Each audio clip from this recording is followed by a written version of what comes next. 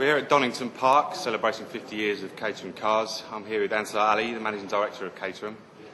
Ansar, tell us a bit about what's going on this weekend.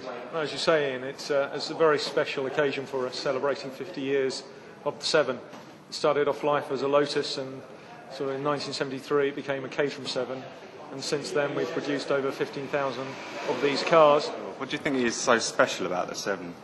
Its purity, its affordability, it's accessible in many ways. In motorsport terms, it's a very affordable race car. It's a race car that's road legal, and that in itself is quite unique. It also provides very pure driving experience, so there are no electronic gadgets to act as a filter between you and the road and the drive experience. And this is your latest model? Well, it's a concept model. And, although we're celebrating 50 years of history, from my perspective, this whole event at Donington is about history, about the present, and about the future. And this is certainly about the future. It's a concept car. From my engineering team said, let us loose and let's see what we can come up with. It's not a production model, but it's a reflection of what Caterham are looking at for the future. And I'm sure elements of that will come into production over time.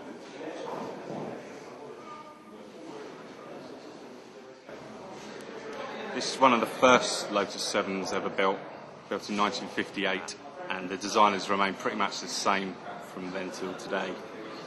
It was originally £536 in kit form to buy, and produced an amazing 43 brake horsepower, so it's very different from the cars of today.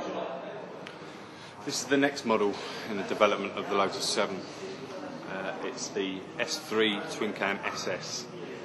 The power's gone up to 120 horsepower. It's got a different axle on it, wider wheels, and special interior trim. And for the first time, it had a rev counter and a petrol gauge. This is one of only 13 of these cars that was ever made.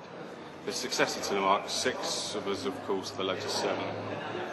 Colin Chapman said that he wanted the simplest, most basic, lightest, highest performance little car that he could come up with, and with a minimal cost.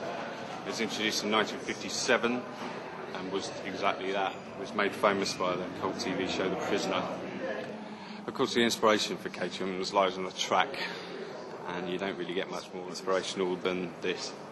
Team Lotus Type 49, which was built by Lotus in 1967 and raced up until around 1970. This particular model, the chassis number R10, was driven by a number of famous racing drivers, including Graham Hill, Mario Andretti and Emerson Fittipaldi. It gained 19 pole positions in its life and 12 Grand Prix wins, making it a very special piece of kit indeed.